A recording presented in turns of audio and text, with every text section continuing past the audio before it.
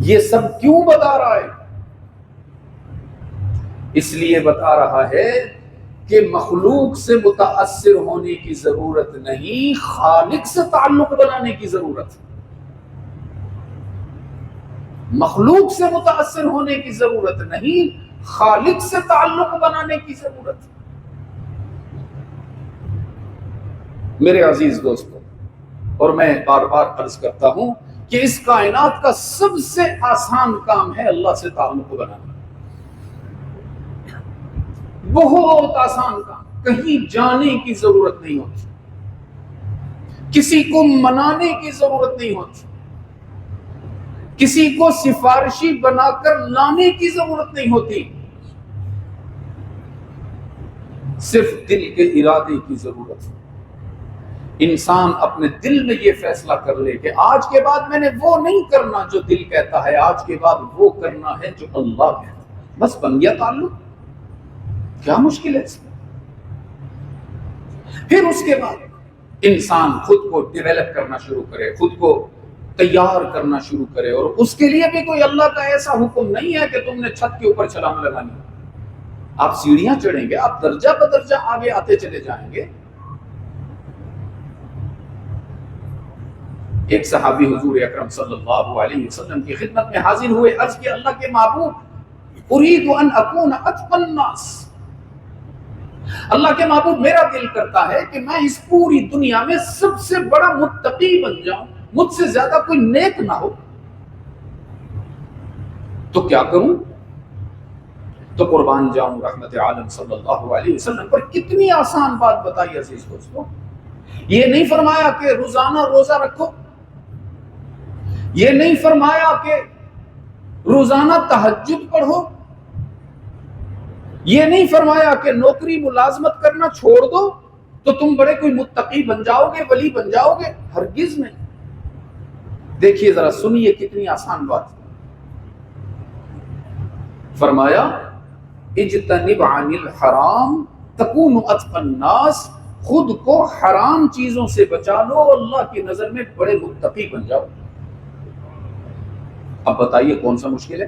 الحمدللہ ثم الحمدللہ، امت کا بہت بڑا طبقہ ہے جو خود کو حرام سے بچا کر چلتا ہے۔ ہاں، نیکیاں کرنے میں کمزوری ضرور ہوگی، نیکیاں کرنے میں ضعف ہوگا، لیکن حرام سے بچنے میں الحمدللہ 60 سے 70% امت کے نوجوان اور بوڑھے اور مرد اور عورت ایسے ہیں جو حرام سے بچ کر زندگی گزار رہے ہیں۔ گویا اللہ کے ہاں اس وقت ولی اور متقی کی تعداد زیادہ ہے۔ تو ایک درجہ تو یہ ہے عزیز دوستو کہ ہم خود کو حرام سے بچائیں۔ اب حرام سے عام طور پر ہمارے ذہن میں یہ آتا ہے کہ کھانا اور پینا ہی حرام ہوا کرتا ہے، باقی تو سب چیزیں اور ہیں۔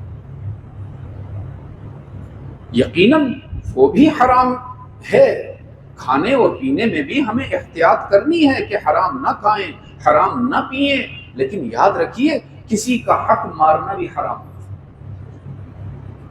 یاد رکھیے جھوٹ بولنا بھی حرام۔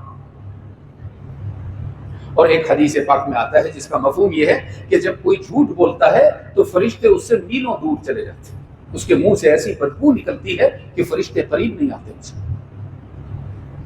کسی پر تہمت لگانا، کسی پاک باز انسان پر الزام لگا کر اس کو بدنام کرنا، یا آج کل یوں کہہ لیجئے کہ بغیر تحقیق کے کسی کی شناخت حاصل کیے بغیر سوشل میڈیا پر اس پر منفی تبصرہ کرنا، یہ بھی حرام ہے۔ ہم تو اس کو لذت کی چیز سمجھتے ہیں کہ جی وہ پھر دوستوں کو بتاتے ہیں وہ فلاں بڑا صوفی بنا پھر رہا تھا، میں نے دیکھو اس کی جا کے وال کے اوپر کیا لکھ کیا ہے، اس کی ایسی کی تیسی کر۔ نہ ہمیں کسی کے بارے میں پتہ، نہ کوئی حقیقت سے آگاہی، نہ اس کے بارے میں ہمیں ماضی کا پتہ، نہ حال کا پتہ، نہ استقبال کا پتہ، اور ہم اس پر منفی تبصرے کر کے اس کو فخریہ اعلانیہ بتاتے ہیں، یہ بھی حرام ہے۔ اپنی بہنوں بیٹیوں کو جائیداد میں حصہ نہ دینا بھی حرام ہے، بالکل ایسے ہی حرام ہے جیسے شراب حرام ہے، زنا حرام ہے، چوری حرام ہے۔ اس کو ہم حرام ہی نہیں سمجھتے، اس کو تو ہم نے رواج بنا رکھا ہے۔ وہ جی بیٹی کو ہم حصہ دے دیں، ہماری ناک کٹ جائے گی، ہمارے تو باپ داداؤں نے نہیں دیا۔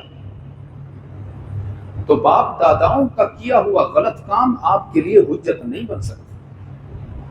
یہی تو انبیاء کو کہا جاتا تھا، وہ جی ہم کیسے اللہ کو ایک مان لیں، ہمارے باپ دادا ان بتوں کو اپنا معبود سمجھتے تھے، ہم کیسے ان کا راستہ چھوڑ دیں۔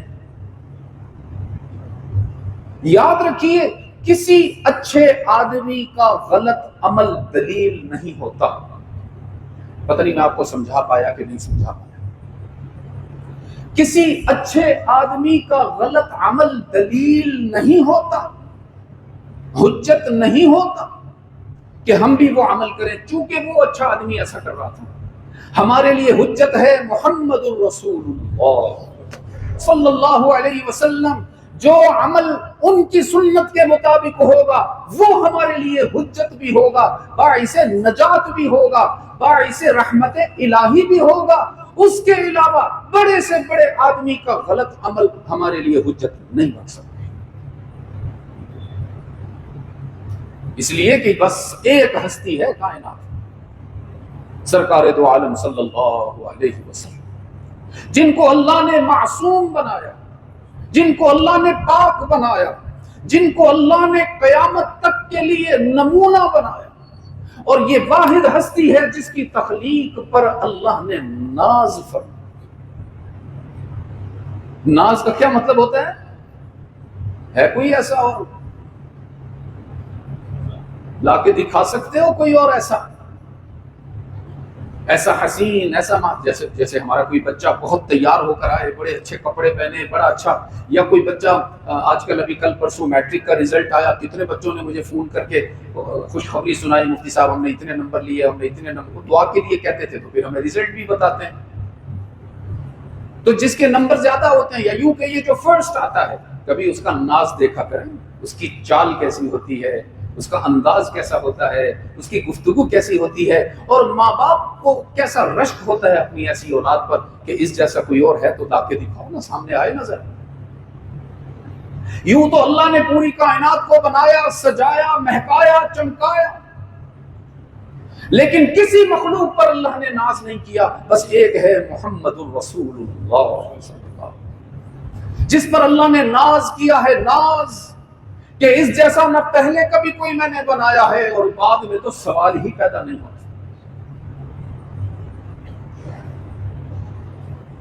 فرمایا اے کہ تیرے وجود پر خالق دو جہاں کو ناز، صلی اللہ، ہاں یہ بھی نبی پاک صلی اللہ علیہ وسلم جیسی عظیم نعمت کے شکر کا ایک حصہ یہ بھی ہے کہ جب نبی پاک کا نام آئے، ان کا ذکر مبارک ہو تو بے قرار ہو کر ان پر درود و سلام پیش کیا جائے، صلی اللہ علیہ وسلم۔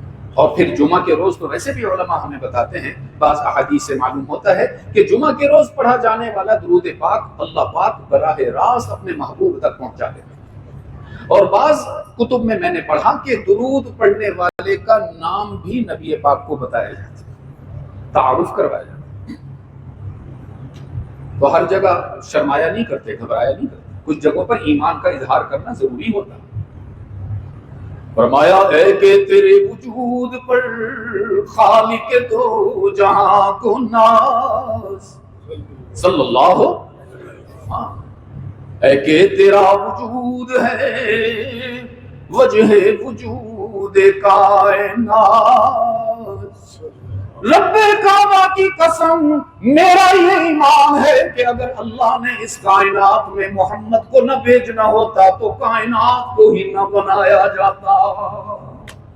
آسمان کی بلندی بھی اسی لیے ہوئی، زمین کی وسعت بھی اسی لیے ہوئی، ستاروں کا دمکنا بھی اسی لیے ہوا، چاند کا چمکنا بھی اسی لیے ہوا، سورج کا دہکنا بھی اسی لیے ہوا، ہواؤں کا چلنا بھی اسی لیے ہوا، پانیوں کا بہنا بھی اسی لیے ہوا، بارش کا ٹپکنا بھی اسی لیے ہوا، پھولوں کا مہکنا بھی اسی لیے ہوا، موسموں کی تبدیلی بھی اسی لیے ہوئی، رات کا اندھیرا بھی اسی لیے ہوا، صبح کا سویرا بھی اسی لیے ہوا۔ ساری کائنات کو اللہ نے کسی اور کے لیے نہیں بنایا، یہ کائنات اسی لیے بنائی گئی کہ اس میں محمد نے آنا تھا، صلی اللہ۔ اے کہ تیرے وجود پر خالق دو جہاں کو ناز، اے کہ تیرا وجود ہے وجہ وجود کائنات۔ زندگی رہی تو انشاءاللہ یہیں سے آئندہ جمعہ بعد شروع کریں گے۔ آنے والے جو ہمارا اگست کا مہینہ ہے، اس میں ہمارے 2 بڑے ایونٹس آ رہے ہیں، تو ابھی سے آپ لوگوں کو میں بتا دوں۔ ایک تو انشاءاللہ اس میں یوم آزادی آئے گا ہمارا 14 اگست، اور اتفاق سے اس مرتبہ جو 14 اگست ہے وہ جمعہ کے روز ہی ہوگا، تو میں چاہوں گا کہ 14 اگست والا جو جمعہ ہے وہ ہم سب بڑی تیاری سے یہاں آ کر پڑھیں۔ اگر آسانی سے ہو سکے تو اچھا ہوگا اگر آپ اس روز قومی لباس میں تشریف لے آئیں۔ ہمارا قومی لباس تو پتہ ہے نا سب کو، کون سا ہے؟ شلوار قمیص ہے، اور اس کے علاوہ کوشش کیجئے ذرا جلدی آ جائیں۔ میں چاہوں گا کہ اس روز ہمارے مدرسے کے بچوں کا اور ہمارے اسکول کالج کے بچوں کا کمپٹیشن ہو جائے آپس میں۔